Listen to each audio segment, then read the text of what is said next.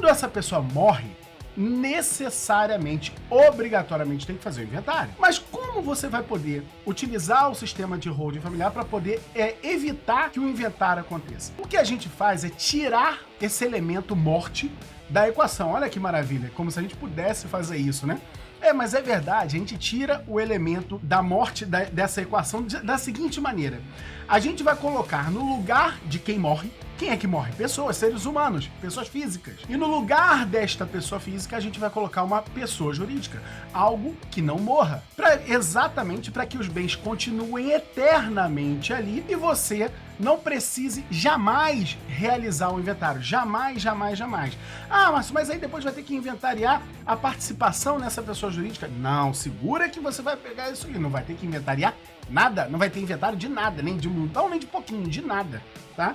O que a gente vai fazer é colocar uma pessoa jurídica que no lugar da pessoa física, para que ela passe a ser a dona do patrimônio, e aí você, com isso, consegue evitar o inventário. Mas a questão é, olha, que pessoa jurídica podemos colocar ali? Primeiro, de acordo com o Código Civil Brasileiro, existem duas grandes classes de pessoas jurídicas, tá? As pessoas jurídicas de direito público e as pessoas jurídicas de direito privado. E por obviedade, você só pode montar uma pessoa jurídica de direito privado. E as pessoas jurídicas de direito privado, elas se dividem em alguns gêneros e esses gêneros vão comportar espécies diferentes. Esses gêneros, eles estão definidos no artigo 44 do Código Civil. Fala assim, ó, são pessoas jurídicas de direito privado. Inciso 1 diz lá, as associações.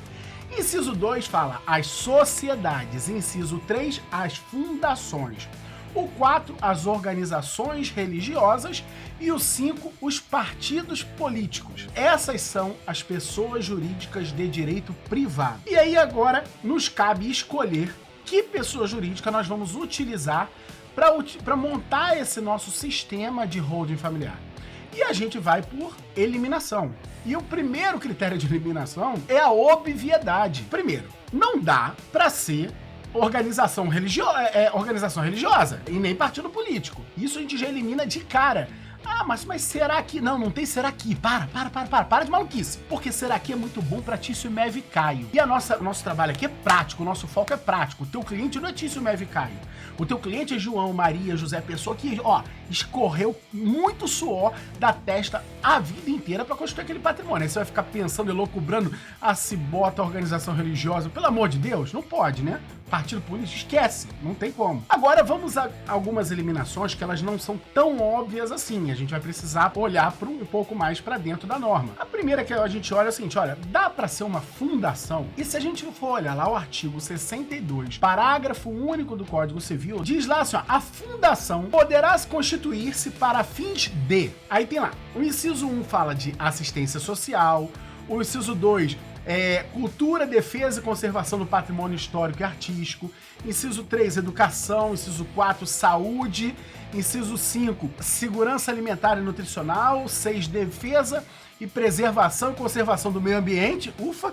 E promoção do desenvolvimento sustentável. E o inciso 7, pesquisa científica, desenvolvimento de tecnologias, modernização, pesquisa científica. Inciso 8º, fala da promoção da ética, da cidadania, democracia, direitos humanos e tal. E o inciso 9º, de atividades religiosas. Ou seja, números clausos, é um rol taxativo e você só pode ter fundação para isso. E aí se tornou óbvio, né? Que não faz sentido você utilizar uma fundação cuja finalidade tem que girar dentro desses 9 incisos para organizar o patrimônio de uma família. Não tem nada a ver. Vamos então, daria para ser uma associação? E quando a gente olha para o artigo 53, vou botar aqui também, do Código Civil, ele diz o seguinte, constituem-se as associações pela união de pessoas que se organizam para fins não econômicos. Opa, pareceu bom. Pareceu bom, porque eu tô aqui, não é uma organização, a minha finalidade aqui propriamente não é econômica. A minha finalidade é organizar o patrimônio da família. Eu não quero fazer negócio com esse patrimônio.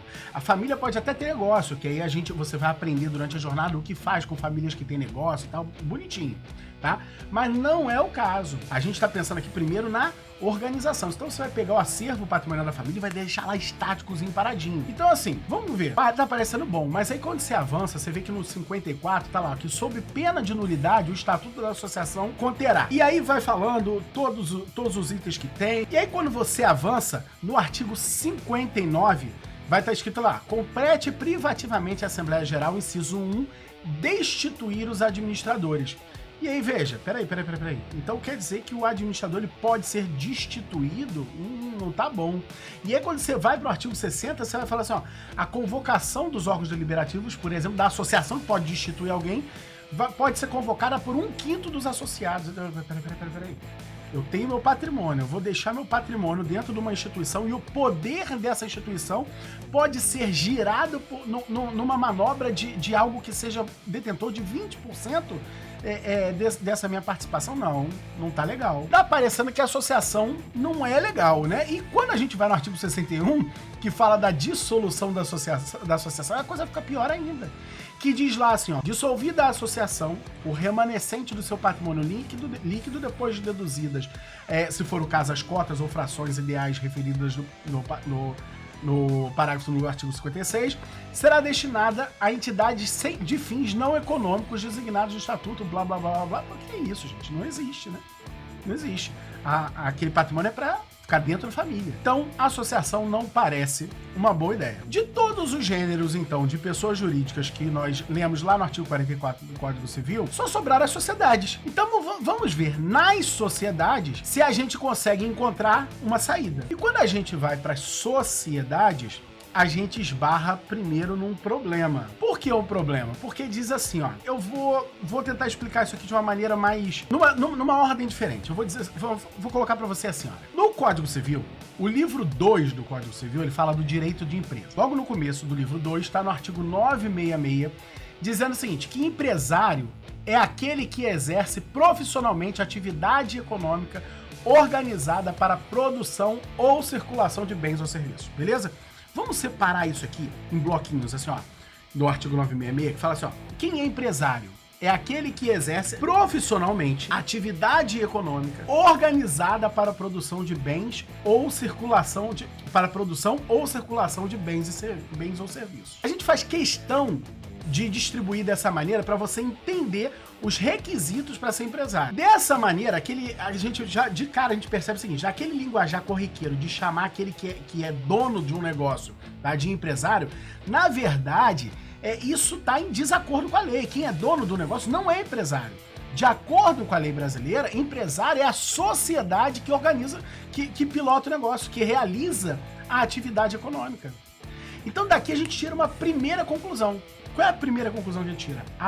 Só participar de sociedade não é uma atividade econômica.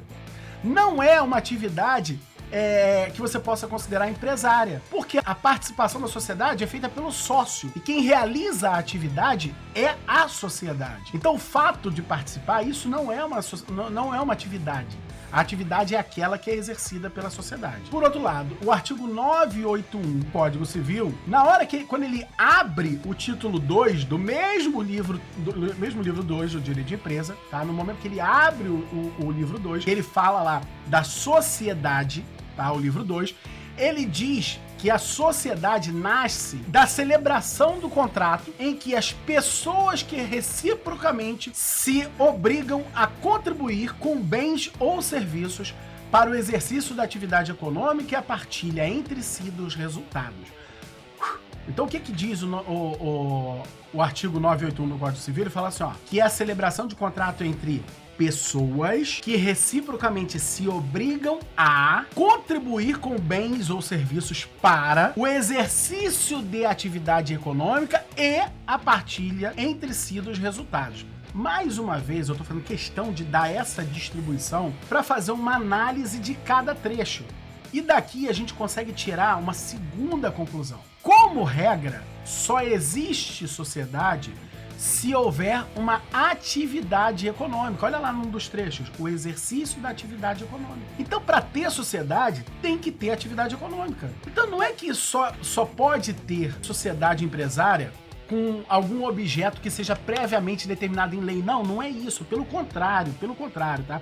Quando você lê o artigo 170 da Constituição e combina com o artigo 5º, parágrafo 2º, ambos da Constituição, aquilo ali deixa claro pra gente que todo mundo pode constituir sociedade sobre o que bem entender, desde que o objeto seja lícito. Porque no Brasil existe a livre iniciativa. A livre iniciativa é um fundamento da própria ordem econômica, tá lá no artigo 170. A ordem econômica fundada na valorização do trabalho e na livre iniciativa. Então, a livre iniciativa é uma regra, tá lá no artigo 5º, parágrafo, inciso 2 da Constituição, que diz que ninguém será obrigado a fazer ou deixar de fazer alguma coisa, senão em virtude de lei. Então a questão é, para haver uma pessoa jurídica com natureza de sociedade, é preciso que exista uma atividade econômica, um negócio acontecendo, envolvido ali entre aquelas partes. Por outro lado, apenas participar de outra sociedade não é um negócio, não é uma atividade econômica. Isso é coisa do sócio. A atividade econômica é da sociedade e não dos sócios. Então isso parece ser um problema, porque eu não poderia ter uma sociedade que não fizesse nada,